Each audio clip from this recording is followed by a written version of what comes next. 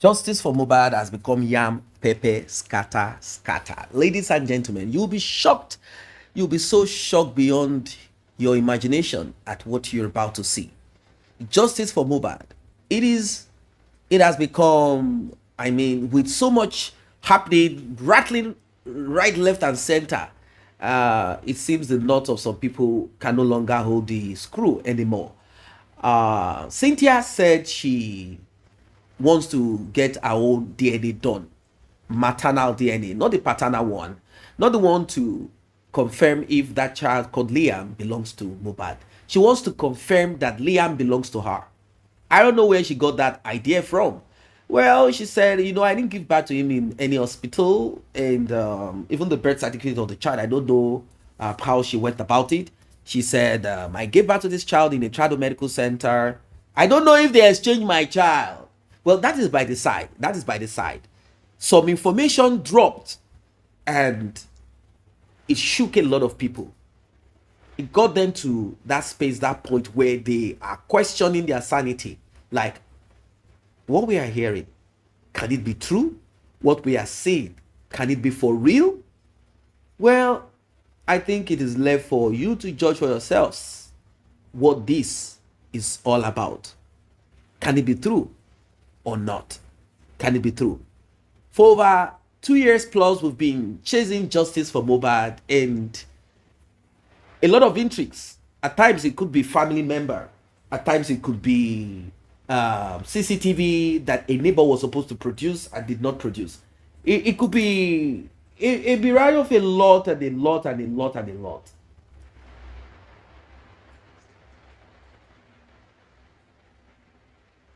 A lot and a lot and a lot has been happening. And if one is to kind of take time to process it, you will be kind of shocked. Like, is this done intentionally by the family of Mohbad? Is this done intentionally to circumvent, to manipulate, or is it done by sending people who are not interested in justice, rather interested in covering their own mess? They don't want the demise of Mohbad to point fingers to any criminal activity that could surface from the deep forensic investigation of the demise of Mohbad.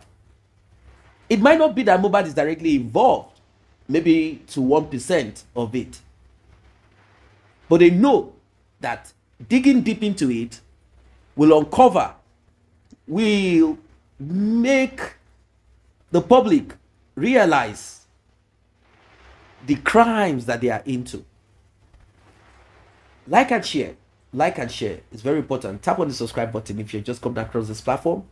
Thanks to those that have tapped on the thanks button, the one with the love icon, dollar sign in the middle of it. May God bless you. May your pockets never run dry. Justice for Mohbad. Èmi mọ̀ wípé ó ti wọlé sí ẹ lára. Mo fún Kronfin ní 2 weeks. Ó máa jáde Fálọ́ba. Eléyìí tó ń ṣe yìí. Riaza ló ṣì ṣe. Rich Grace, let me wrap up so I can give my colleague platform. Rich Grace, this is for you. You cannot kill Joseph Faloba now. Torí o máa pa tí DNA bá positive. Ẹ̀mejì ló sọ, we have your video. Tẹ́lí tí bá ṣe Joseph Faloba, a máa mú Rich Grace. Bẹ́ẹ̀ni, tí Joseph Faloba bá ti kú, Rich Grace, wọ́n ní Ìbàdàn ló ń gbé. Now you then go carry o. You don't talk am, video day, not AI. We get your àti mú ẹ sọ́wọ́ báyìí.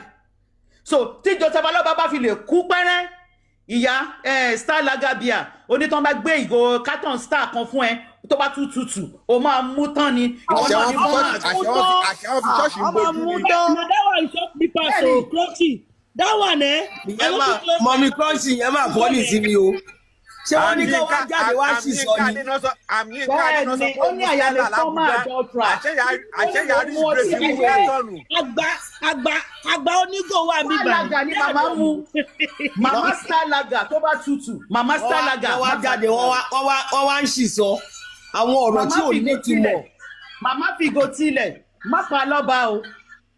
Màmá fi ìgò tilẹ̀ Starlaga ọ̀rọ̀ yẹn jábọ́ ni. Fọ́mà àjọta ọ̀rọ̀ yẹn lọ fà o. Má pa lọ́ba o. Ó confirm ẹ̀ fún ọjọ́ láwọn kò jábọ̀ o. Ilé fọ́mà àjọtra. Àyàmí jẹ́ ẹjọ́ jẹ́ sáré kọ́lé tí mo mi mú jọlá ọ̀rọ̀ yẹn ò jábọ̀ o because she repeats that message more than 3-4 times mo ní lọ́wọ́ o kò jábọ̀ o.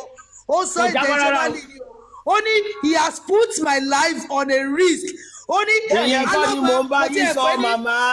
Ìyẹn ò jábọ́ pípa ò jábọ́ bí tó ti lóhùn aṣẹ́wó lóhùn. Okay. Aṣẹ́wó yẹn ò jábọ́ rárá. Kò jábọ́.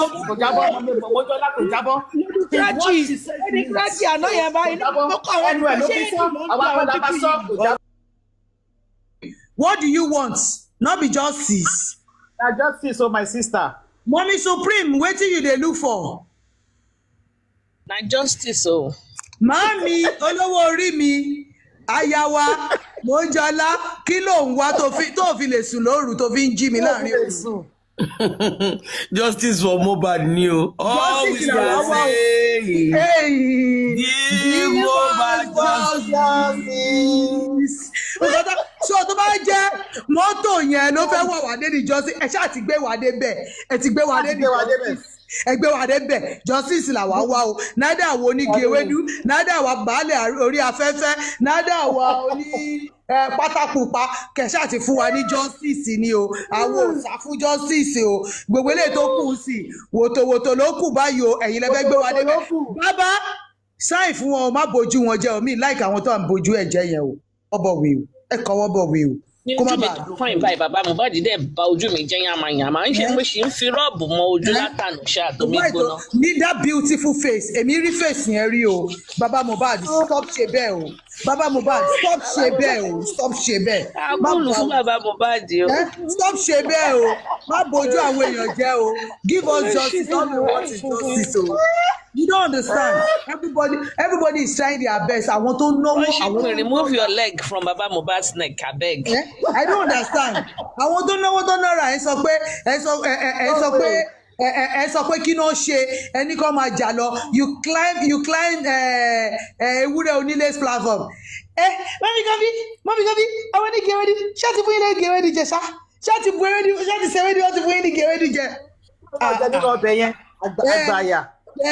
Look at that. Why all that? Kí ni gbogbo yẹn? Ní èní yìí sì nǹkan. In the last show tí bàbá wa, wọ́n máa ráwọn tó máa translate. Kọ́ṣí Queen, where were you? Why don't you go and translate? Ìdí ìránṣẹ́ ẹsẹ̀kẹsẹ̀ ni ìránṣẹ́. Kọ́ṣí Queen, why don't you go and translate? Ṣebí you hear òyìnbó? Tó dáa. Mo kúkú wà bẹ́ẹ̀ pẹ̀lú fake ID. Mo wà bẹ́ẹ̀. Ẹ̀yin tẹ́ gbóyìnbó, Yorùbá náà sọ, tó bá gbóyìnbó náà sọ ni. Tèmi ìbá lọ translate sí Yorùbá. Bọ̀ Yorùbá náà sọ, ó ń gbé tó bá sọ gbóyìnbó. Díẹ̀ mama tí I food there. I don't understand. Fake ID ni mo gbé wọlé, mo wà bẹ́ẹ̀. Ẹ wá dúró, ẹ wá ń ṣe bí àgbàyàdé ànáṣe bàbá tí ọmọ ẹ kú. I don't want to use the language ṣẹ́yìn ni ẹ̀yin lọmọ yìí máa kọ́kọ́ kú ni. He single-handedly trained the child. Which child that you single-handedly trained? I don't understand. Nínú gbogbo ọtẹ bí náà. Yàtọ̀ sí Mohbad, bring out another one tó yànjú. Even if Mohbad gan, I'm sorry to use that language. If not because influentials and he's a star that people know him as a musician. Ṣé irú Kọ́ṣí Queen gan, Mohbad mama rìn títí gan kó má jẹ́ olórin kó má jẹ́ kínní, àwa dúró lẹ́gbẹ̀ẹ́ Kọ́ṣí Queen àwa sọ̀rọ̀ ni. He will not dare do that. He will not dare do that. You are not telling me. I don't get. He will not dare do that. Òun dà tábà yọwọ́ bó ṣe pa tí ò tẹ́ wa lọ́rùn tá fẹ́ fi tún Nàìjíríà ṣe. Ọlọ́run ò ní jẹ́ kó fi mí ṣàpẹẹrẹ fúlùú. Wọn ò ní fi ẹnì kankan nínú wa ṣàpẹẹrẹ fúlùú. Bàbá yóò mọ̀ọ́rẹ́ kọ́bọ̀ aláìmọ̀ọ́rẹ́. If not because of that, when they were wò yẹn, they now want to use that one to elevate you, Baba. You are now saying you are now frame. Òfìṣẹ́ fẹ́ fi frame ẹ̀ tó lé ni. Àbí mo lẹ́ lò pé fẹ́ fi tò. Ilé tèmi ti kún fún frame mi mọ̀ bóyá Kọ́ṣí Queen nídìí frame nu yàrá wọn. Èmi ò mọ̀ o. Tí mo ní láti wà lókè sísà. Bóyá Perry Wink ní the frame. Bóyá Yami Kádẹ̀ ló ní the frame tí wọ́n try láti sọ. Perry Wink. Okay. Bóyá Perry need ẹ̀. You don't say ẹ wá ẹ ti ní frame. Ẹ ti ní frame. Ó ti mọ̀ yín. Ó wá ń polówó. Please come and meet Baba Mohbad live in Ibadan. Ẹ gbà mí. Live in Ibadan. If you want to say Baba Mohbad, live in Ibadan. Oh my God. Èmi ò kí ń sọ̀rọ̀ tẹ́lẹ̀ o, bá ṣe bẹ̀rẹ̀ ní báyìí because tẹ́lẹ̀tẹ́lẹ̀ wọ́n ní tọ́wọ́ ọmọdé ò bá tí ì tìkúdà kò ní béèrè kú tó pa bàbá ẹ̀. Sign fún wọn o bàbá. Me, I just come for advice o, bíkonu, sign o, no spoil people face o, sign o. Akígbémárù wọn náà dẹ̀ ti sọ pé anybody that say baba should not sign. Ìgbà máa ṣe ni àwọn máa ṣe ni ìta ló fẹ́ sọ pé kí bàbá máa sáyà bẹ́ẹ̀ bá gangan ló mọ̀ pé òun fẹ́ sọ yín dẹrú òun fẹ́ sọ yín di òun fẹ́ sọ yín oníṣù. Na baba hold the biro. Na baba hold biro wey no gree sign. Baba hold the biro. Baba don talk say no justice again. Mo na go sit down o. No justice again. Sorry o. Who go beg me now? Who go beg me now? Baba, record full everywhere. Evidence full everywhere. The one wey you don talk. Oh, yeah, sorry. Baby, kí má ké mọ́ mi ní sọ̀rọ̀ mọ́. Ṣé kí fún yín bọ́kẹ́tì ní sísá mi? Èmi ni mo ta bọ́kẹ́tì, èmi mo ta ẹ̀ tí lè fún mi. Ẹ ta bọ́kẹ́tì. Èmi mo ta, mo supply. I will supply at your doorstep. Anybody tó bá fẹ́ ké mọ́ Mojala. I will supply at your doorstep. Wọ́n ń sunkún gidi ni. Ọlọ́run, wọ́n sunkún. Ọ máa ṣe analysis sọnù. Wọ́n wà lè sọ̀rọ̀ wọn ní ojú àwọn jẹ́. Bàbá tí fẹ́ máa disgrace àwọn kò tí ì disgrace yín. Á pàtẹ yín sórí igbá lẹ́yìn ọkọ̀ kan báyìí ló máa ní èmi ìkọ̀ yín láti pàtẹ yín. Á pàtẹ yín sórí igbá. Wọ́n ní ó ń bọ̀ àwọn là ń dẹ́ẹ̀dẹ̀. Eléyìí ò tiẹ̀ ń ṣàwọn o. Géètì ńlá báyìí lè máa fi sílẹ̀ kúrò máa fi rù yín jáde. Ṣẹlẹ̀ ẹ̀ nílà káyè. Queen Alọ́ba. Supreme Amamu kọ́lẹ̀ o. Ìyá mi Monjola ó yẹ fàájà. Vano dey go. Monjola is your turn. After you Supreme. Monjola ó yá. Ẹ káàárọ̀ ma. Ṣé bá ní ẹni ọdún tó yẹ kẹ́ Ayami Gabo mi kọ́ńtì kun ẹ̀. Andy MC Mama T Supreme King Mother ẹ káàárọ̀. The husband is a Sona pastor, yes ma. Rosona pastor lọ́kọ ẹ̀ ní redeem here. Nínú gbogbo wàásù tẹ́ wá ṣe at the end of the day, ibo ni Bíbélì ti sọ fún yín pé kẹ́ ẹ pààyàn. Bíbélì ní pé kí anybody má ṣe pa ènìyàn. But Mommy read this. Ẹ̀yin lẹ fẹ́ pa ènìyàn tẹ́yin ò lè dá. Purposely because of pé he doesn't want to dance to your tune. Ẹ̀yin náà ṣé ìbọ̀ pé ẹ̀yin lẹ bá yé bàbá jẹ́ ni. Ibi ẹ bá yé bàbá jẹ́ dé nìyẹn. Ọmọye ìgbà tó máa ń lọ bẹ̀ tí wàá dágbére lépò ń lọ fíjì tó jẹ́ pé bẹ́ẹ̀ ló lọ sùn ni. Ṣèbó oníkèmí wá jáde kémi sọ kó tí tó pẹ̀mí àti bàbá pọ̀ bàbá gbogbo nǹkan tó pẹ̀mí àti bàbá pọ̀ ju pé ọkọ mi sọ fún wọn pé kán má ṣorin. Mọ́mí àìrọ́ o èmi ò mọ chọ́ọ̀chì wọn àmì ìmọ̀ chọ́ọ̀chì wọn mà mí ìmọ̀ chọ́ọ̀chì wọn bọ̀ mú mọ́ tí n bá fẹ́ gẹ̀tẹ̀ máa gẹ̀tẹ̀ bọ̀ mú ìní interest mi ìfẹ́ mọ́.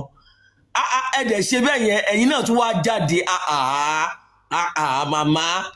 màmá mo tún tẹ pa náà ṣé mi ò mọ bẹ́ẹ̀ yàn àti Gùrẹ́sì ṣe ń ṣe ni ṣe bẹ́ẹ̀ mi ni mo kọ́ sọ tí mo ní pé bí ọdún tó ń sọ̀rọ̀ ẹ̀ yìí ẹ̀yin àti ẹ̀ mórí òun ló gbé yín tó lọ drop yín ní páàkì lọ́jọ́ yẹn mo rẹ́yìn àti ẹ̀ iwájú ká ẹ̀ lẹ́fẹ̀ẹ́ sí ṣèbíjọ́ ẹ̀ ló downgrade mi pé ṣé mi lè rówó ra mineral 750 naira ni lójú gbogbo wọn pé o ṣe mí bíi pé nobody no you begged me o bẹ̀ mí lọ́jọ́ ẹ̀ mo dẹ̀ sọ pé tọ́gbọ̀ sórí ibi tọ́lọ́run ti wá fẹ̀ sí tiẹ̀ náà sí agbọ́pọ̀ yes now òun àti ẹ̀ lọ̀rẹ́ now wọ́n sọ̀rọ̀ ní mọ́tò lọ́jọ́ ẹ̀ ní mólì gan wà pẹ̀lú wọn ní mọ́tò lọ́jọ́ ẹ̀ now wọ́n wà ní mọ́tò mo wà mbẹ̀ mo kàn jókòó mo ra ń wò tèmi mi ìdá sí wọn mi bá eventually dá sí bọ̀ torí pé ó ti downgrade mi yẹn ni ò jẹ́ kí n dá sí wọn yes ma Bíọ́dún làwà òun àti Rich Grace ọ̀rẹ́ ni wọ́n yes èmi mo ti kọ́kọ́ sọ tẹ́lẹ̀ now they are friends now èmi mo kọ́ já speaker yẹn gbà ẹ̀ kò sí nǹkan tẹ́nì kankan lè fẹ́ nìkankan ṣe ìlérí Olúwa ò ní sùn until everybody yín bá tẹ bá forí lagi èyí tó pera Gùrẹ́sì ìgbà tẹ́ ń sọ fún Sam Sodion lọ́jọ́ yẹn pé kó snitch on us páwa ń bú bàbá ẹ̀rí bí ẹ bá Sam Sodion mú délé ní báyìí àbí ṣé ẹ̀rí bí tẹ́ bá Sam Sodion dé báyìí ni àwa gbogbo bá dẹ̀ ṣe ń ṣe inú tòótọ́ inú kan táwa ń lo ẹ̀rí pa àkó sínú wàhálà ní ṣàìdá àìdá yẹn láwọn ò ní báyìí ṣe nínú justice for Mohbad. Ó láwọn oníkórópè tí ò lè ponú. Ó láwọn oníkórópè mo wá ń béèrè lọ́wọ́ ẹ̀ lọ́jọ́ ẹ̀ pé ṣé tó bá dá bàbá dúró láàrin ìgboro bàbá lè gbé ẹ sínú mọ́tò ni kóró pé ilé àwa fi gbé ẹ dé kóòtù ó dẹ̀ dé kóòtù yẹn ó dẹ̀ yí bírí oníkèmí shut up Samsodi oníkèmí shut no àánú ẹ ṣe mí o ọlọ́run ọba ń gbọ́ tí mọ́lá àánú ẹ ò ṣe mí irọ́ ló pa because látijọ́ tó ti tì ẹ mọ́bẹ̀ yẹn ọlọ́run ló mọ orú ìyà tó jẹ bàbá ẹ rántí lọ́jọ́ yẹn lọ́run tọkọ mi pé ìyẹn ọkọ mi ní àdájì ẹ bá má tí ì kọrin síta ẹ bá má ti oní àyẹ̀sà ẹ jẹ́ kí n kọrin that is the only way tí mo fi lè experience ara mi tí mo fi lè express ara mi tí mo fi lè sọ fáwọn èèyàn pé kí ló ní the second sub yẹn o ọkọ Monjola currency queen ọkọ Monjola ló ní second sub yẹn ó ní wọ́n ní kí n má kọrin màá kọrin. ní 2023 yẹn torí ó sọ bẹ́ẹ̀ nínú voice note yẹn sọ́ọ̀bù pọ̀ nínú voice note tarifa yẹn carry go. ok ẹni tó ní sọ́ọ̀bù yẹn nìyẹn ok bóyá Monjola tẹ́wọ́ gbà ẹ̀fọ́ mi ọ̀pọ̀ tó bá gbé pápá lòlòdé tó wá declare pé òkè pápá lòlò ọmọ ìlérí olúwa ni ọba tó ní mí gbọ́ bàbá máa já speaker yín lọ́jọ́ yẹn ẹ báyìí ayé jẹ́rìí lọ́lìsì ẹyẹ tá ń jàjà yẹn ń gbà yẹn ń bù wá ẹ̀ ń sọ̀rọ̀ sí wa ẹ̀ ń ṣe wá bíi páà níran àwa níran ní integrity we have integrity mo rántí pé béèrè lọ́wọ́ mi lọ́jọ́ yẹn pé ṣé mi náà gbàgbọ́ pé gùrẹ́sì lásídẹ̀ǹtì ni mo níṣẹ́ máa parọ́ ni mo tún rántí náà béèrè pé ṣé èmi náà gbàgbọ́ pé tòótọ́ lẹ ráṣọ ẹ̀jẹ̀ ni tẹ́ẹ̀dẹ̀ describe báṣọ ẹ̀jẹ̀ yẹn ṣe rí fún mi àti ibi tẹ́ ti rí aṣọ ẹ̀jẹ̀ yẹn mi ò sọ pé mi ò gbàgbọ́ but the only thing tó máa mú mi bá yín jà ni pé bàbá tí ẹ bá gba justice fún lè rí olúwa tí ọmọ yẹn kú tó kan lọ́rùn tó fìyà yẹn jẹ́ gbé bàbá gbogbo ọ̀run àtogun ayé wọn ò ní dáríjì yín ọlọ́run ọba ń gbọ́ gbogbo tẹ̀dẹ̀ kójọ tẹ̀ rò pé òun ló jẹ́ kẹ́ máa ní lọ́jọ́ tó declare ní kóòtù pé bàbá ló jẹ̀bi pé òun ló lọ sí evidence ẹ bèrè lọ́wọ́ mama tí èèyàn wà nínú ó wíìfù ọmọ ẹ̀ nígbà tó wà láyé pé èmi dẹ̀ ló yẹ kí n máa wà ní rúpò tọmọ mi wà if not so ibi tó yẹ kó yẹ yẹn gan ti máa yé yín ni pé ọmọ kú for 2 years àwọn èèyàn ò dẹ̀ sùn nítorí ọmọ yín ọmọ tẹ bí nínú ẹ̀yin fúnra yín òye yẹn ò dẹ̀ yé yín pé má jẹ́ kí n fọ́nbù nítorí ọmọdé ẹ wá mú ẹ wá ṣe bó ṣe wù yín ẹ wá máa bounce ẹ wá ti wá dé court ẹ wá à ń ṣe rally lọ́jọ́ ẹ níwájú court Yomi Fabiyi gbogbo wa wà ńbẹ̀ ẹ wá káká sókè ẹ wá débẹ̀ nígbà tí kábíyèsí dé to hell with you ẹ̀yin ẹ má gba justice fọmọ yẹn àṣírí gbogbo tẹ́lẹ̀ ní lọ́wọ́ Wùmí yẹn gbogbo yẹn lọ́ máa bá yín tú síta ṣe ti gbọ́ ẹ wo mọ mi ẹ jẹ́ ń dákẹ́ jàre justice for Mohbad. 3 when we were in the WhatsApp group pé bàbá Mohbad ò fẹ́ justice ìgbà tá a ti kọ lẹ́tà tí mo ti kọ petition against Wùmí tí wọ́n ti ní pé wọ́n ti ní àkíntì ilé ẹjọ́ dé ká di ọ̀rẹ́ àtìgbà yẹn I know pé the whole internet was on fire everybody was against me. mọ́mí supreme ọ̀rẹ́ wo ló yẹ kí bàbá àti Wùmí ṣe lẹ́yìn ikú ọmọ tó lógo tó bẹ́ẹ̀ yẹn ẹ wo alójú ń gbà mí tìṣẹ́ mọ́mí ẹ máa sọ̀rọ̀ yín lọ ẹ má bínú mà. ojú gbà mí náà ti fún Alọ́ba but back then ká ní pé nǹkan tí everybody mọ̀ líǹsì ni wọ́n mọ̀ ń gbà yẹn maybe wọ́n bá ti gbárùkù ti Smith and Bankole torí àwa la ní ṣọ́ọ̀bù yẹn ó ní owó tó yẹ kí a fún òun kóun fi kó sínú access ó ní àwa la a fi lọ gba lọ́ọ̀yà pé òun máa ba ojú wa jẹ́sẹ̀ and it's a shame that ó yẹ kí n máa knowing me and my nature ó yẹ kí n máa kọrin yọkọlú kò wá tán bí ni but just because we have somebody in the morgue and àánú bọ̀bọ̀ yẹn rí lè ṣe mí bọ́n ṣe ṣe lọ́rùn mi ò lè sọ pé bí ṣebí mo sọ fún ẹ mi lè lórú àwọn language yẹn because there's somebody in the morgue Mohbad wà ní morgue níbẹ̀ yẹn so ó ṣe tara bí amọ́ṣe yẹn ṣì wà ní ara mi but àdàbí gbogbo owó tí mo ná nínú justice for Mohbad ó lé ní $10,000 gbogbo owó tí mo ṣẹ́ àwọn èèyàn tí mò ń fún lówó nínú justice for Mohbad lórí from Westo to a lot of people pé okay kán ṣàfiṣelé kán fi ṣe tọ̀hún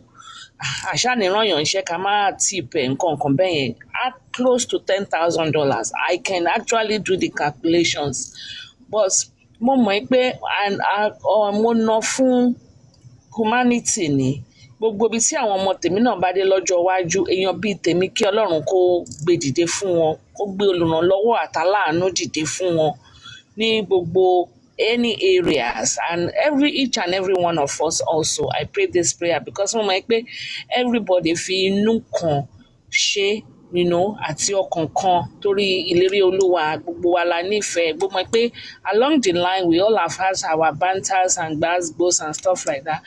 But I have never for once called, apart from our olórí burúkú Temi's platform, I have never as for once called anybody anti-justice because mo mọ̀ pé ibi tó yé wọn dé náà ń ṣe é dé yẹn irú àwọn tẹ́ mo máa ń sọ gbogbo gbà pé we have dropouts, primary school dropouts to PhD holder in this justice and everybody in between. So ibi tó bá dẹ̀ yé èèyàn dé lèèyàn ṣe máa ń hùwà sí, ibi téèyàn bá rí mọ náà ló ṣe máa ṣe sí. I mean, if you have not really been out or exposed to some of these things, you are bound to just ibi téèyàn tó bá ṣàṣírí sí tó ṣe yẹ sí lọ́nà ṣe ń ṣe. So I've not really not called anybody anti-justice apart from the people that came out to actually, or people that are coming out to actually support Wunmi, just like that. So, Adabi á béèrè lọ́wọ́ bàbá Mohbad, Adabi á béèrè, orí Mohbad á jà, orí àwa yìí náà á jà, nítorí pé mo mọ àwọn èèyàn tí mo ti bá jà, even QH radio yẹn, like I said before, èmi, Susan, Tẹ́ni Ọmọlógo, àti pé QH radio rí ní orí aago ní about over a year or maybe early 2024. Ìgbà yẹn lòun wà ní Cairo, I think he went for vacation or something. Mo bá jà gidi gan, mo bá jà gidi. Mo ní ẹyẹ fún bàbá Mohbad lówó mọ́, ẹyẹ tó sọ pé 200,000 ọgbà account òun kọjá rí, wá fún ní 200 pé ó yá gbà jẹ́ kí 200 gbà account ẹ̀ kọjá, fún ní 2 million, fún ní 20 million, wá fún ní 200 million. Bíbélì gan sọ ó kún ó ní pé owó ní gbòǹgbò ẹ̀ṣẹ̀, money is the root of all evil. Bàbá Mohbad rí owó, I mean 200 million, ṣe fi ipò máa lọ fi 200 million lọ wá justice fọmọ tó ti kú ni. We have to be a little bit realistic, like I said. Ọmọ tó kú kò ní jí Mohbad dìde now, ṣé kò ń wá kú sínú ìṣẹ́ ni àbí kó wá kú sínú ìyà? I think that was his rationale. And we will be saying Timothy kìnìkan dáwọ́ sínú àkáǹtì Timothy, parent Timothy o, ọ̀dọ̀ Oríyọmí náà dá sí tó jẹ́ pé later Oríyọmí dẹ̀ lọ fún wọn ní check yẹn pé ẹ gbà owó Fálànà ò gba owó tán dàrè ẹ gbà. But people have already made the mistakes, and I know that àwọn tó ń dáwó gba tí mo pariwo wífún Papariano gan dáwó sínú ọkàn fún mi yẹn, èmi àti Susan nìkan ni mo lè sọ pé mo mọ̀ for sure pé àdáwó, because I knew it was the wrong move. I knew these things were the wrong things to do. But the deed has been done. And èmi mọ̀ lọ́kàn mi pé Wunmi ló pa Mohbad without any controversy. Nínú Wunmi ló pa Mohbad. Ó dàda pé ó fẹ́ jẹ lọ ni. Ṣùgbọ́n Bíbélì ní pé sometimes it looks like the wicked are flourishing, but it's only for a little while. Kò sí ẹni tó pààyàn nínú Bíbélì tó jẹ́ pé wọ́n pa padà, tó jẹ́ pé òun náà rí ikú he. If you look at the story of Cain and Abel and stuff like that. So mo ní strong feelings pé Wunmi will enter her Waterloo very very soon. Ó máa torí Wunmi ló pa Mohbad without a doubt. Ọlọ́run dẹ̀ ló mọ nǹkan tó wà láàrin Wunmi àti bàbá Mohbad, because ìjọ tí Wunmi sọ pé tí òun bá sọ who bàbá Mohbad is, a máa sọ òkú pa. Àmì tí wà sórí TikTok. Mọ́mí Supreme, Mọ́mí Aries, bàbá sọ kinní kan, ó ní òun ní àṣepamọ́ sọ́wọ́ Wunmi. Wọ́n bí ibẹ̀ náà ni mò ń lọ torí ìgbà tí Wunmi sọ ọ̀rọ̀ yẹn ń gbà yẹn àìtí wà sórí TikTok ń gbà yẹn, orí self WhatsApp láṣìwà ń gbà yẹn. Mo dẹ̀ pé bàbá Mohbad ẹ wá ẹ sọ fún èmi tó bá wà láàrin ẹ̀yin àti Wunmi, tó bá jẹ́ pé bóyá Wunmi ń kọjá lọ ni o, ẹ ti fọwọ́ gbà ń jírí ni o, ẹ ti fọwọ́ gbé lọ́yàn sókè rí ni o, ẹ ti bá sùn rí ni o, torí ó strange sí mi, and this is how I spoke to him. Mi ò rírí nílẹ̀ Yorùbá pé ọmọ 24 ó ń dètì ọmọ 23 àbí 20, ọmọ 23 ni àbí whatever their age group tó ń jẹ́, wọn ì tí ì fẹ́ra as ọkọ àtìyàwó. Ọmọ 22 ó ń gbé lọ wá oyún káàkiri, kí ló tí ì fi wúǹbò ẹ̀ ṣe? Ọmọ tó jẹ́ pé kò tí ì lè ju bóyá ọdún 3 sí 4 tó bẹ̀rẹ̀ nǹkan oṣù, very not glad like that. Kí ló dé tó jẹ́ pé òun wá ẹ̀ ń lọ ń gbàdúrà kó ní oyún. Àárín yẹn rú mi lójú and I asked him pé kí ló ń ṣẹlẹ̀ tó fi jẹ́ pé ẹ̀ ń wá oyún káàkiri. Kì í ṣe pé ọmọ yẹn ti wọlé ọkọ ó ti pọ́dún 2 kò lóyún. Kì í ṣe pé ó ti pọ́dún 5 kò lóyún. Kì í ṣe pé ó ti pé ọmọ 35 years tó jẹ́ pé sí wọ́n pé ọjọ́ ti ń lọ o. Kí ni nǹkan tó wà ń díẹ̀ tó fi jẹ́ pé ẹ lọ ń wá oyún káàkiri fún Wùnmí? Bàbá Mohbad ẹ sọ fún mi. Mo ní àbí ṣe mo pé Wùnmí sọ fún wa pé ẹ máa ń gbé obìnrin wá sí ilé òun. Mo ní àbí bàbá Mohbad àbí I was asking him pé ẹ jẹ́ ká bára sọ̀rọ̀ bíi tẹ̀gbọ́n-tàbúrò ọdún díẹ̀ lẹ́gbàá lọ́wọ́ mi. Mo ní àbí ìgbà tí ẹ gbé obìnrin lọ sílé Wùnmí àbí Wùnmí ti lọ fi kámẹ́rà sínú yàrá tẹ ìyẹn àtobìnrin yẹn jọ sùn tó yẹ pé ó ń fi kinní yẹn blackmail yín ẹ̀yẹn sọ fèmí àwa mo bá ṣe máa handle area yẹn. Bàbá Mohbad sọ ó ní Ọlọ́run ò jẹ́ kó sọ o ó ṣàṣù ẹ̀. Mo ní not only your son is not married to this girl even as a pastor èmi rò pé pastors wọ́n máa ń sọ pé kí ọkùnrin àtobìnrin kan máa sún mọ́ra wọn títí wọ́n máa fi ṣe ìyàwó ni.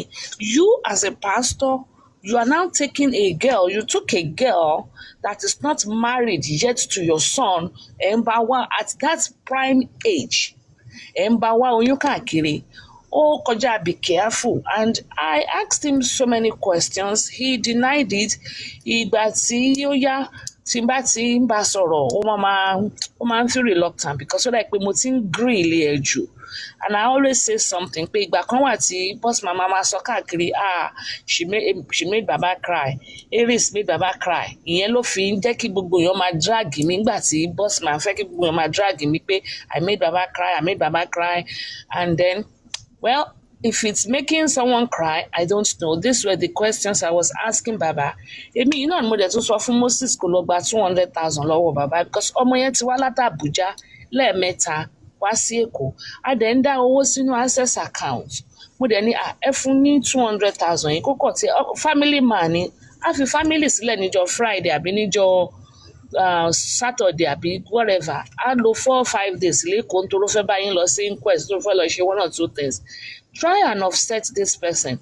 Bóyá tó láwa máa ń tip ní America ẹ fún ní small token kó tó di pé gbogbo ẹ bẹ̀rẹ̀ sí ń drag nígbà yẹn kó yé wọn ní owó no access account supposed to be for legal expenditures but ìgbà tí gbogbo èèyàn dẹ̀ ń fi pé bàbá tó lose ọmọ ó yẹ ká máa fún lówó ni àtúnlọ́wọ́ Aries ti lọ gbowó lọ́wọ́ ẹ̀ bla bla bla bla bla gbogbo ẹ̀ ń sìn he who laugh last laugh best.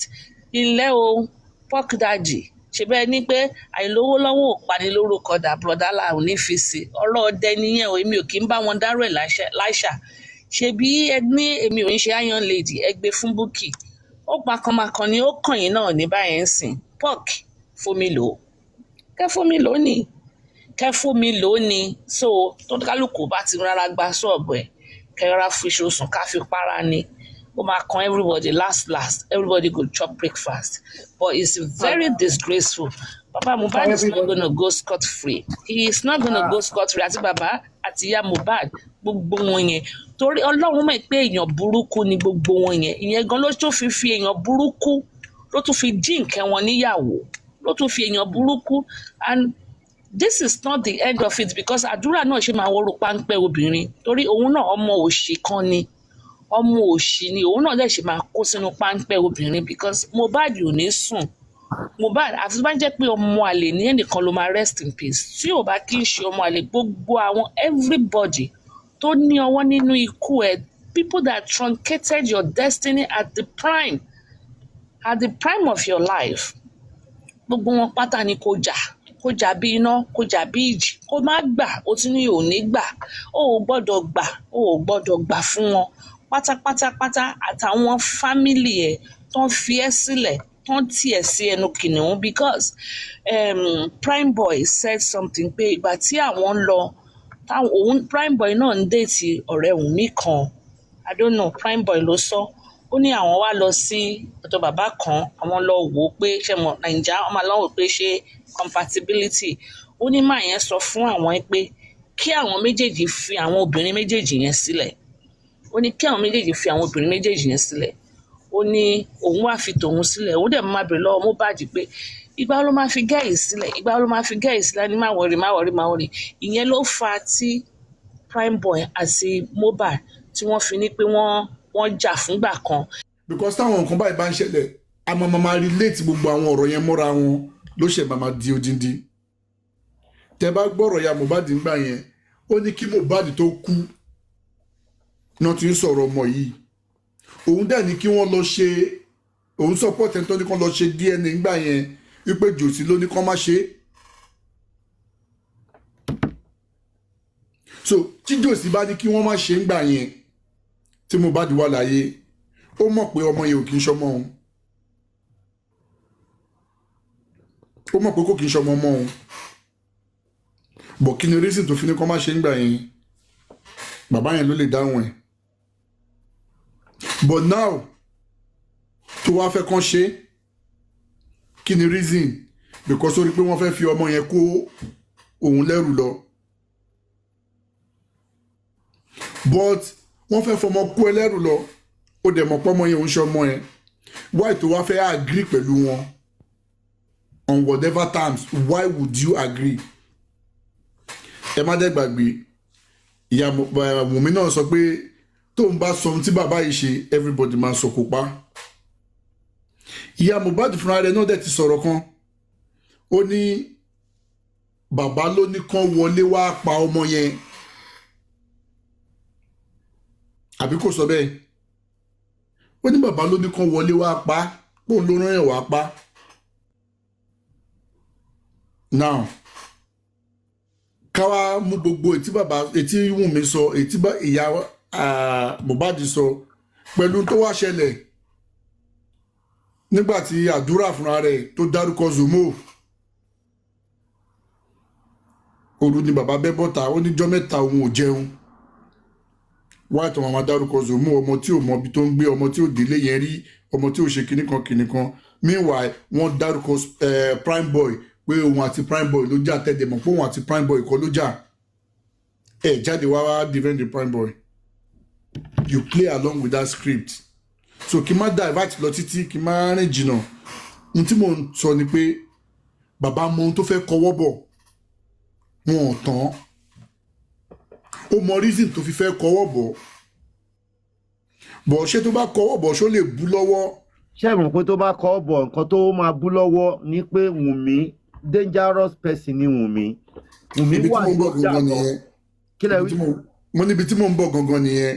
àwọn mi danger gan wàhálà Wùnmí bá náìsì ní ìsìn tó bá ti tọ́ bọ̀ òwe tọ́tọ́ ti ṣe tó ti wá sọ nǹkan tó fẹ́ kó sọ ń ta wọ́n lè yí mọ́ lọ́wọ́ kọ́ bẹ̀rẹ̀ sí ní fàyà ẹ̀. bàbá wọ́n lè yí mọ́ lọ́wọ́ kọ́ ṣẹlá àwọn yẹn dó bàbá Mohbad náà gbọ́n gan ẹrù pógọ́ ni o. wọn ló gọ́ọ̀lù rí bàbá Mohbad smart kò sẹ́ni tó rò pé bàbá Mohbad gọ́ọ̀lù. gbogbo ohun tó ṣẹlẹ̀ tó máa ní òun ordinary carpenter òun is one of the mastermind gbogbo game tí wọ́n play is part of it and is ahead of it. gbogbo àwọn tí wọ́n tẹ̀lé tí wọ́n ń sọ pé bàbá tí wọ́n fẹ́ motion sí òun náà ti gbọ́ pé lọ́wọ́ tó wà ìgbìmọ̀ ó máa bà ojú wọn jẹ́ bó ṣe bà ojú tàwọn alákọ̀ọ́kọ́ jẹ́ pé kán tán ní kó wá sáyìn àwọn ilé náà tán ní kó wá sáyìn wọ́n fẹ́ pe ẹnìkan lẹ́jọ́ wọ́n fẹ́ ó máa bà ojú wọn jẹ́ because bàbá ò ever pe ẹnìkan lẹ́jọ́ rí going to 2 years. All right. And he will not do it.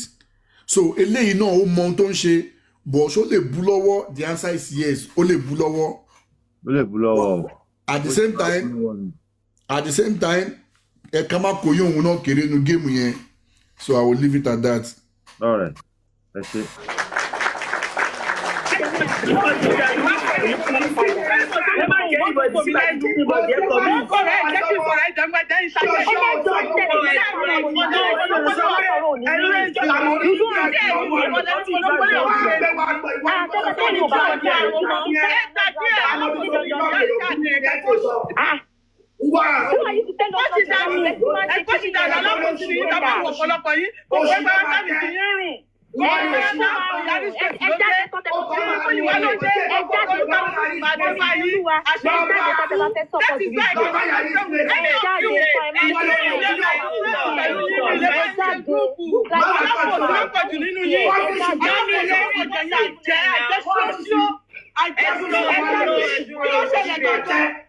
Kí ló ṣẹlẹ̀ gangan?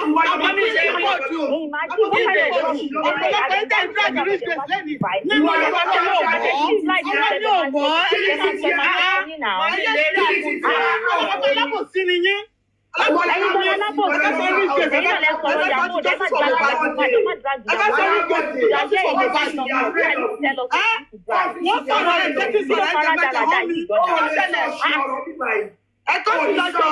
Every time. And nothing to me can log the program.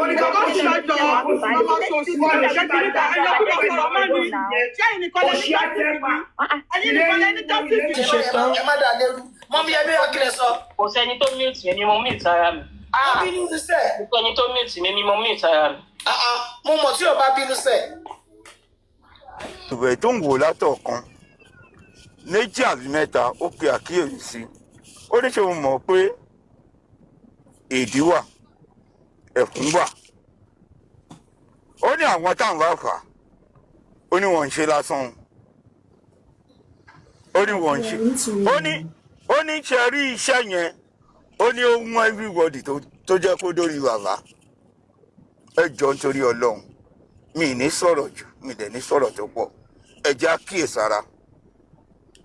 Ó ń ṣe yín o. Ó affect yín o.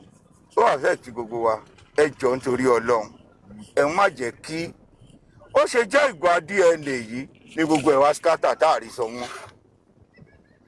Ẹni yẹn pe àkíyèsí ni sí pé iṣẹ́ tí wọ́n ṣe tẹ̀wá lè jẹ́ kí iṣẹ́ yẹn kó dúró pé a ti ṣẹlẹ̀ tán kójú wa tó ká o. Ẹ jọ nítorí Ọlọ́run. Táwa tí ẹ̀wọ̀n anọ́ra wa táwa tí ẹ̀wọ̀n ajára wa sí òwò.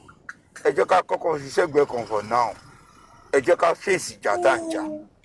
Ẹ jẹ́ ká fèsì àwọn tá à ń wá jà.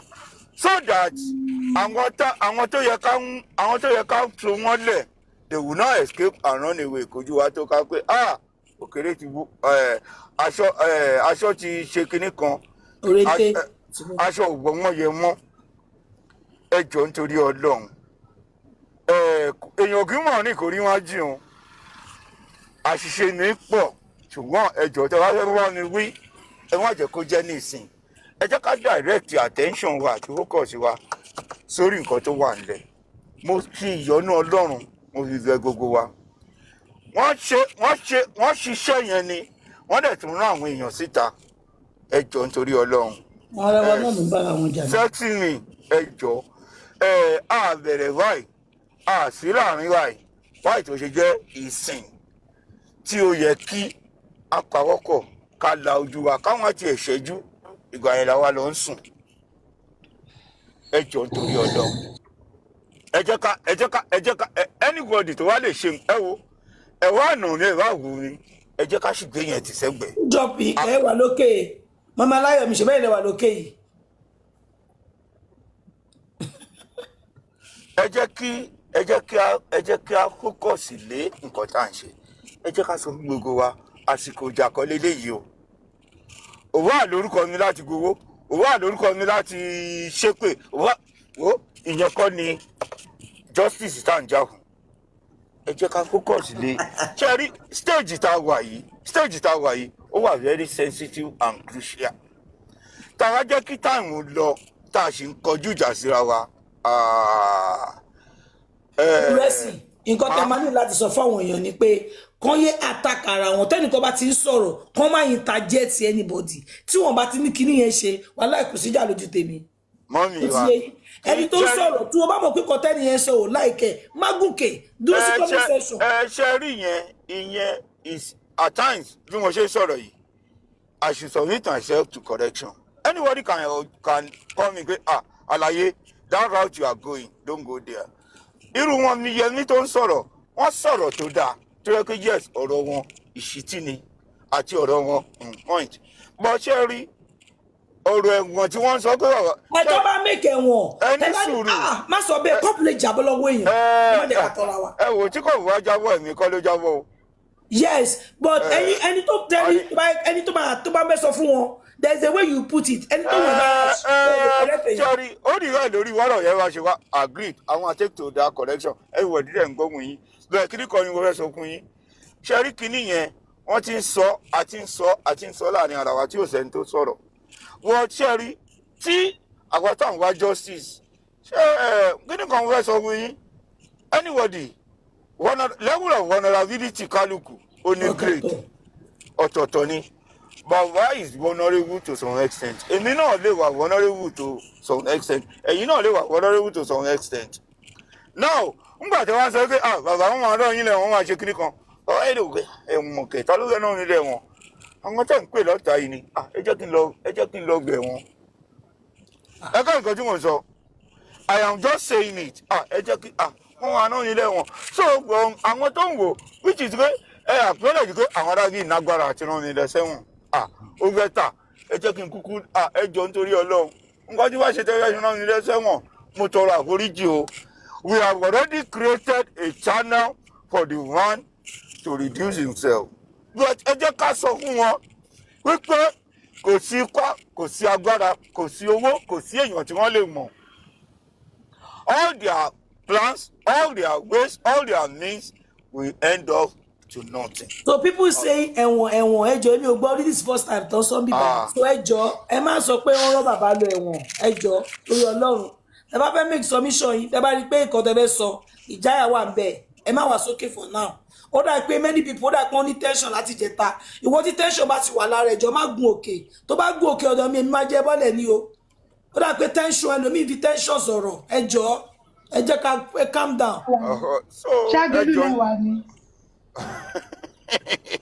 wọ́n tún dé lọ́dọ̀ Jesus òkè agelu ni ẹ̀yin lẹ́ ń gba ẹ̀yin lẹ́ ṣàdúrà fún wa lórí òkè agelu ẹ lọ wá wa tú agbára Ọlọ́run lẹ̀ ẹ tú ẹ̀jẹ̀ Jésù lẹ̀. láti ẹ̀jí túlẹ̀ kò sí kankan mọ́. ẹ sanitize just of justice àbí justice of Mohbad ẹ wọ́n á jẹ́ kí èdè wọn ẹ̀fún wọn àti ògùn wọn kó lágbára lórí wa. Let us come together and ensure that we are fighting. Òótọ́ ni ẹ̀yin náà ti get Miss Beams. Ó dà pé tension yẹn wà lára gbogbo wọn ẹ calm down. Ìwọ tí tension bá ti wà lọ́rọ̀ ẹ̀fọ́ náà má gun orí òkè bí ti yé yín ẹ calm down kò náà ní rí wàhálà a ní rí dààmú lágbára Ọlọ́run ṣó ti yé yín. Ìwọ tó ń sìn láti jẹ pa. You can continue ẹ ṣé wọn. Ẹ ṣé jàre. Mo bẹ́ẹ̀ bí mo gbé àánú fún ni bàbá yẹn ẹ̀rí ìyá Mohbad ẹ̀rí pè síta ńjọ́ kan rí ẹ̀rí Wùnmí ẹ̀rí pé nǹkan tó ṣe ẹ̀rí pé kò dáa ṣùgbọ́n bàbá yẹn lẹ́ ń wò bí èèyàn burúkú gbogbo bẹ́ẹ̀ ṣe rò ó èmi ò ní ṣépè fún yín o ṣùgbọ́n ẹnu mi ò ní gbòfò torí pé ẹni tí tó bá even tí oyún oṣù kan tó bá ṣẹ́ dànù lára abiyamọ ó mọ bó ṣe ń rí débi odindi géńdé ọmọ ṣùgbọ́n èmi mọ̀ wípé ìrìn àjò justice tá wà yìí dídùn lọ́sọ̀ọ́sọ èmi ò rí ibi tí Ọlọ́run tó ti tó dúró lẹ́yìn èké rí Ọlọ́run compromise èèyàn ló máa ń compromise ṣùgbọ́n Ọlọ́run compromise mi ìṣó ní wàásù o kì í ṣe pé mo wá wàásù fún yín o ṣùgbọ́n ẹ jọ gbogbo ẹ̀yin èèyàn mi mo fi àsìkò yìí bẹ̀ bàbá Joseph Olúwabámiwò Àlọ́bà àwa ọmọ yín la fi àsìkò yìí ká fi sọ fún yín bàbá nǹkan kò ní ṣẹ̀mí yín ìwé tí wọ́n ní kẹ́ sáìn bàbá ẹ sáìn yẹn fún ìtẹ̀síwájú àti àṣeyọrí lórí ọ̀rọ̀ justice fún Mohbad ní bàbá tẹ́ bá ń gbóhùn mi èmi làbí gbẹ̀yìn yín tẹ́mi ò ní bàbá mọ́ ṣùgbọ́n mo mú yín ní bàbá you are the best daddy yes You are the best daddy. Ẹ ṣe bàbá, ẹ ṣe ìyá fún Mohbad. Ọlọ́run á dẹ̀ san yín lẹ́san tó dáa lágbára Ọlọ́run. Ẹ sáìn ìwé tí wọ́n ní kẹ́ sáìn bàbá. Wọn ò lè rí ibi tí ò dáa káwọn critical thinkers kan tì yín sí bàbá. Mo fi ìyọ́nú Ọlọ́run Olódùmarè, mo fi bẹ̀ yín. Mo fi Ọlọ́run Mósè Orímọládé ọmọ tún ọlá ṣe tẹ́mi ń pè tó dẹ̀ ń dáhùn. Mo fi bẹ̀ yín bàbá, ọ̀pá aládé ò ní tọwọ́ yín bàjẹ́. Ibi tẹ́ ẹ rí yìí ẹ ní rírú ẹ̀ mọ́. Àwọn tó kù lọ́wọ́ yín àtàwọn ọmọ ẹ̀mí àtọmọ tẹ́ ẹ ti ara yín bí ẹ ní sunkún ọmọ mọ́. Ẹ jọ̀ọ́ sà bàbá, ẹ ṣe nǹkan tí wọ́n ní kó ṣe ká lè tẹ̀síwájú. Nǹkan tó wà níwájú wa yìí pọ̀. DNA wà níwájú bàbá. Mommy blood of Jesus. Ẹ má di sọ̀rọ̀ kan kẹ́ fún mi Ọláyọ̀mí láyè mò ń bọ̀. Okay ma. Moderate. Ma round up. Mo sọ bẹ́ẹ̀ moderate mò ń bọ̀. Mo ti gbọ́ ma. Ọmọ yẹn wà nísàlẹ̀ Mo ti náà. gbọ́ ma. Ẹ máa lè gbéyàn sókè sí. Ẹ lè drop mi o. Ẹ lè drop Okay. mi. Ẹ drop mi. Okay. So yẹ kí sáré round up kí màmá Aláyọ̀ lè sọ̀rọ̀. Ẹ ṣe mà. So mo fi àsìkò yí bẹ̀yìn bàbá mi. Ẹ ṣe nǹkan táwọn ní critical thinkers ní kẹ́ ṣe ká lè tẹ̀síwájú. Mo wá fi àsìkò yí rọ gbogbo ẹ̀yin èèyàn mi, ẹ̀yin màmá mi, ẹ̀yin bàbá mi. Ẹ jẹ́ ká gbé àgbélébù wa padà. Ẹ jẹ́ àdìra padà gẹ́gẹ́ bí ọmọ ogun Kristi. Ẹ jẹ́ ká mú bàbá lọ́ba. Ẹ jẹ́ ká dì mọ́ wọn padà. Okùn ìfẹ́ tọ́lọ́run fi so wá pọ̀ kò ní já lágbára Ọlọ́run. Á dẹ̀ ṣe àṣeyè, á ṣe àṣeyege. Gbogbo bá ẹ ṣe sọ, bá ṣe fẹ́ kó rí, bẹ́ẹ̀ ló ṣe máa rí. Á dẹ̀ máa rí justice fún Mohbad. Òní lọ́ndì 9. Ó kújọ́ méjì, ó kújọ́ mẹ́ta tí Mohbad kúrò ní ilẹ̀ ayé. Mo fi àsìkò yìí rọ̀ yẹn èèyàn mi. Ẹ jẹ́ agbéhàmọ́ra Ọlọ́run wọ̀ padà. Ẹ jẹ́ adúró lórí ẹsẹ̀ wa. Ẹ jẹ́ awọ́dì Wùnmí. Ẹ jẹ́ awọ́dì Ìyábọ̀ Òjó. Ẹ jẹ́ abèrè lọ Lagos State Government, Lagos State Police. Wọ́n bá wá ìdájọ́ tó dáa fún Mohbad. Arrest my case. Thank you very much. Mọ̀mí Aláyọ̀ ni. Ẹ ṣé mà. Mọ̀mí Aláyọ̀ ni. Mo ń try láti unmute ni. Ẹ ṣé ìyá mi.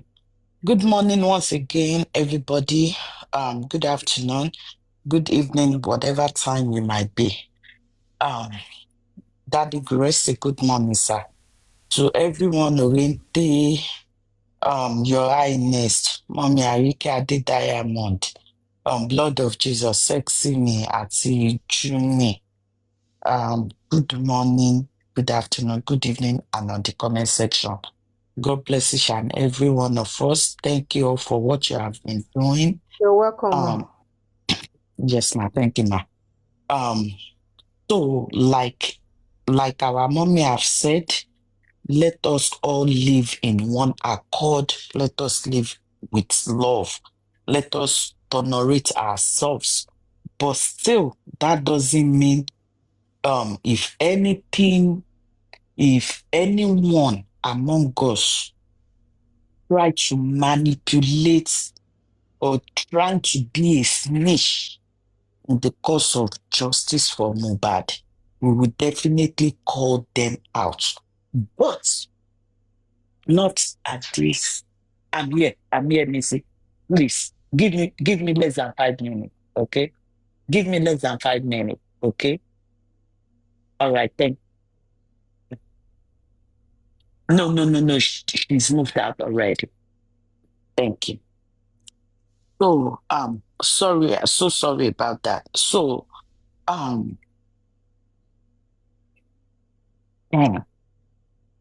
anyways, so if we have any snitch among us, we gonna freaking drag them like I better pass my generator.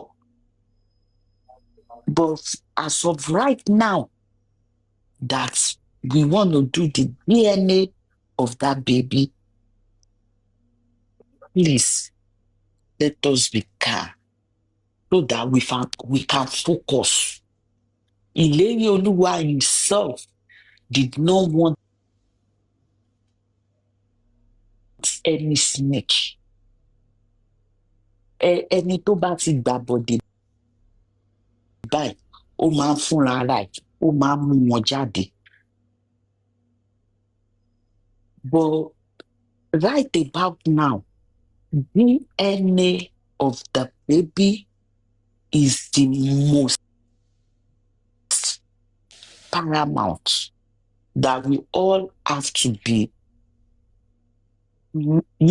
talking on.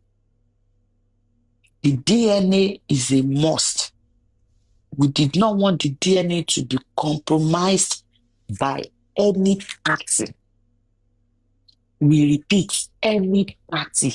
If you know that you want to be a snitch, you want to compromise the DNA, we are telling you, gently set back. Take a few steps back.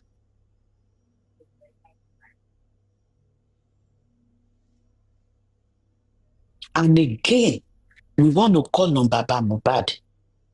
Please, sir. Ẹ gbọ́ ọ̀rọ̀ Olúwa. Ẹ gbọ́ nǹkan táwọn critical thinkers tí wọ́n ń sọ fún ìlọsíwájú àti ìṣerere nǹkan tí ikú tó pa ọmọ yín, òun ni wọ́n ń wá. Fún ìlọsíwájú àti ìṣerere ẹni tó pa ọmọ yín, yí pé ẹni yìí ó gbọ́dọ̀ jìyà owó ẹ̀. Yí pé ọmọ tí wọ́n fẹ́ fi kó ogún ọmọ yín lọ, yí pé kò jọ́. Wọ́n sọ yí pé pa Joseph Alọ́ba, ọwọ́ ẹ̀ ló ṣẹ́gun sí Mohbad. Ó di dandan kó jẹ́ yí pé ẹnu ẹ̀ báyìí ló máa fi jẹ ẹ̀gúsí yẹn. Lóòótọ́, kò sẹ́ni tínú ẹ̀ dùn sí wípé kó jogún ọmọ ẹ̀. But in the case of Baba Mohbad and Mohbad, it is what it is. Gbogbo nǹkan yìí làwọn critical thinkers ni wọ́n fẹ́ ṣe fún yín bàbá. Wọ́n ò béèrè owó ọ̀rọ̀ wọn. Wọ́n ń ṣe Ọlọ́run, wọn kì í ṣe Ọlọ́run. Ṣùgbọ́n ọ̀rọ̀ wọn dàbí kinní. Orin Kìrìsìtẹ́nì kan sọ, ó ní kò gbowó, kò gbòbí, kò gba nǹkan kan lọ́wọ́ mi, ó tó dá mi sí o, kò gba nǹkan kan lọ́wọ́ mi. Ẹni àjọ ṣáná dá, ó ti kú, ó ti lọ. Ẹni àjọ ṣòwò ó lè dọ̀la ká máa rí mọ́. Thank you, ma. God bless you.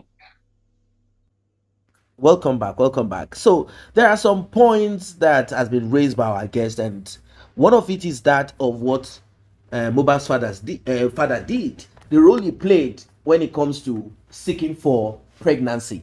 It is strange. A lot of people wondered. They really do not understand the kind of maturity. I mean, what was he looking at? Is he practicing that Yoruba culture of having children very early without proper foundation? How old was Mohbad? How old is Cynthia? Back then they said Cynthia was like 23 or 24. Maybe Mohbad's father thought, I think he must have asked Cynthia, from what Cynthia said, like, have you been pregnant? And Cynthia said, no, I've not been pregnant. Oh, really? Like, you have not been pregnant all this while you've been with my son? Like, how is that possible? Was he expecting Cynthia to say, yes, I've been pregnant, I got rid of it, I've been this or that? Or Cynthia said, oh, we are not preparing for pregnancy now, I've not been pregnant. And the man is like, God told me that my grandson from Mohbad will be the one that will bury me. I don't know where he got that vibe from, or maybe God didn't tell him nothing. He spoke out of the Bacchus tonic wine and fish. You know, they said that he has a specific type of fish that he likes. That he eats only 2 types of fish. So he said all of these things, and he started taking Cynthia from one prayer mountain to the other, giving her water to bathe, soap to wash, and also to drink. Well, according to him, it is only water and prayer. And he prayed on the water and told Cynthia to bathe with it and drink from it. Then Cynthia told us that after a while, or when she got home, she informed her own parents of this water. After a while, I guess, because I saw a picture of Mohbad's father and Cynthia where she wore the white garment. Now the question people are asking is, why are you taking Cynthia from one prayer house to the other so she can get pregnant? Why? His answer is because she has been with her son, with his son for 2 years, or is it 1 year or whatever. Let's just say 2 years, and she's not pregnant. Now Cynthia said, I was okay with my boyfriend. We were not thinking of having children. How old was I? It is this man that came and said pregnancy is important and that I must be pregnant. I must be pregnant.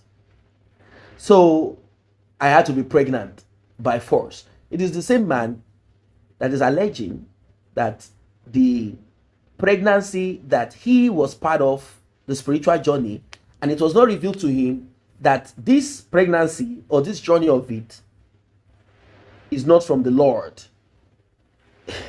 Mohbad's father can be confusing at times. So he did all that he did, and she also did what she did. She told us she didn't use the water anymore. Her parents said, don't use anything. No, it is not clear. It's like it's not making sense. Let's say Mohbad's father did that so that he can be, like, he can entrench himself into the life of Mohbad and wife, or let's say girlfriend. Yeah. Now, our guest said, I asked Mohbad's father, it's time for me to question your calling. You say you're a pastor, evangelist, singer. It's time to question. Is it not written and preached that 2 people that are not married are not supposed to knack themselves, not to talk of getting pregnant? Mohbad's father could not answer that part of it. So why are you trying to get her pregnant? What is the essence of this pregnancy? Why? Did Mohbad's father do this because he is kind of aware of the short life threatening Mohbad? And that he cannot say publicly, like, my son has short life. So people will be like, if your son has short life, that means you know he's going to RIP. So he couldn't say that publicly, kept that part of it. Like, he can't tell them, like, I had to do what I had to do to get Cynthia pregnant ASAP because I was already told that Mohbad is going to buy. And since this is the girl that we know, it's better this one gets pregnant so Mohbad can have a child, plus or minus. But now, it seems the journey to get Cynthia pregnant somehow has now turned into that child does not belong to my son. Hey. Now, according to Mohbad's father, then, after the spiritual exercise, that same month, Cynthia became pregnant. But for who? Mohbad or someone else?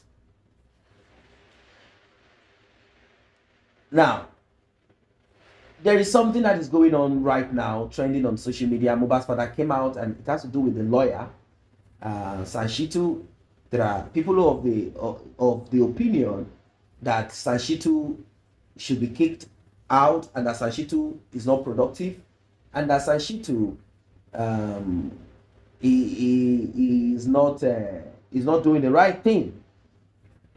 That Sanshitu is just there wasting time, money, and Mohbad's father is so sold to him, invested,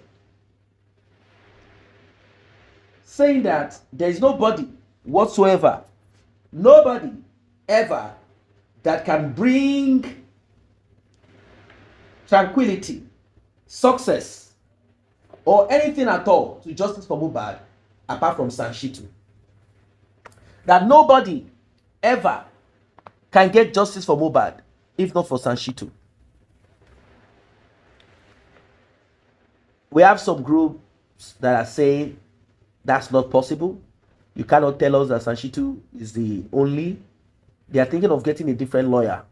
Is it that Sanshitu is not productive, or Sanshitu is not bending to their whims and caprice? There is also a group, they call them critical thinkers. Critical thinkers are part of those who canvasses for money. Of course, Bukky Jesse and the rest of them, they canvass for money for justice for Mohbad. These are the people that people listen to. It's a group of the same people that you know. They call them critical thinkers. They are the ones that brainstorm and manage some of the things that we are now beginning to hear. They manage it, they cover it. That's their job. So now, since critical thinkers told Mohbad's father to sign, put pen to paper, and he refused, saying he's not going to sign, he's not going to sell himself to anything, they told him, well, we will not be able to get funds for you since you are not going to sign and agree to our terms and conditions. Since you're not going to do that, you're on your own. You are on your own. Yes, you're on your own. So I told myself, where will Mohbad's father get money? I questioned this. I asked myself. We heard that the lawyer, Sanshitu, told Mohbad's father not to worry again. After all, your son's revenue is coming in. Why don't you focus on that and get yourself something worth it than asking the public for donation? It means that the critical thinker or thinkers and whoever, whatever, are not useful anymore to Mohbad's father. If Sanshitu is saying, don't worry, let's fight to get money, plus or minus, if that child is for Mohbad, you will still get something. If the child is not for Mohbad, you will still get something. In fact, you will get it all if the child is not for Mohbad. But if the child is for Mohbad, you will be getting money, and you can offset any bill. So the man came online, spoke, and said he's not ready to take any comment, because he's rest assured now, should anything be needed, anything come up, he has money, enough of it, to help him do whatever it is he wants to do from the revenue that all of them are waiting for. Cynthia, every one of them. We also heard that Cynthia has petitioned Mohbad's father. Now, petitioning someone means nothing. You can petition, counter petition, all of those things. All of those things. Petitioning means, please, I invite you to come and investigate. I invite you to ask this person question. That's how it works. So nothing extraordinary about it. Nothing extraordinary about it. But with so much confusion right now, Mohbad's father has been facing the heat, division right, left, and center for a while. Now, as it is, I don't know. Maybe they will talk to each other and calm it down. But from the look of things, I don't know. I really do not know. But this is what justice for Mohbad has been reduced to. So there are people who are saying, it's all about the fear. Many people held on to what Mohbad's father said, hook, line, and sinker, without properly evaluating the content or the context of what he's saying about the paternity of that boy. A common sense person who is not sentimental, attaching emotion, or let me even put it outrightly, foolish, will know that you don't have to have sexual interaction with a woman severally before she gets pregnant. So what is the thing about my son said it is only once we did it? Does it make sense to say because your son did it once, then she can't be pregnant? That's well, he said it several times and it's not making sense. Although it might be that he's repeating what his son is saying, but then a common sense person will know that that utterance does not hold water. You don't have to do a lot and a lot and a lot and keep doing before a woman takes in. So right now, I'm kind of thinking that the fear of the paternity will weigh so much on people and it will make them react even much more than they are reacting now, because that's what it is. Some are saying, I told Mohbad's father, if that paternity comes positive, I will deal with you because you've carried us along, pressed our neck, you've deceived us. But you don't have to say that, because what he said back then is simply re-echoing the paternity scandal that existed prior to the demise of Mohbad. Mohbad's mother confirmed it. You heard what our guest said. Mohbad's mother confirmed it earlier that yes, there was paternity issue back then, but my son, according to what she's saying, did nothing about it. There was paternity issue. They had argument on who is the father of this child. Why didn't Mohbad proceed in getting paternity test done? Left for him. Left for him because I don't know. I do not know. So he passed away. We are where we are. Some said, oh, that paternity test has been done, conducted in the United Arab Emirates. I don't know if it is true or not, because we do not have any documentation or anyone that went with him that can prove and say, yes, we did paternity test, we did it in Dubai. So now, Mohbad is no longer alive. Tissue based. That's what we are waiting for. Maybe it's money that you are waiting for, donation to do what you need to do. I don't know. Or it has been carried out already. I don't know. Or it's still going to be carried out. I don't know. Who is going to give Mohbad's father money to do the test? Is he going to sell his car, SUV, and get this test done? I don't know. Is it going to be done pro bono by the same lawyer? Like, don't worry, I'll foot the bill. Once it comes, you are going to pay me. I don't know. But what I do know is that those who are for Mohbad's father, many of them, their feet is no longer standing firm, believing in him anymore, because they want him to do what they want him to do.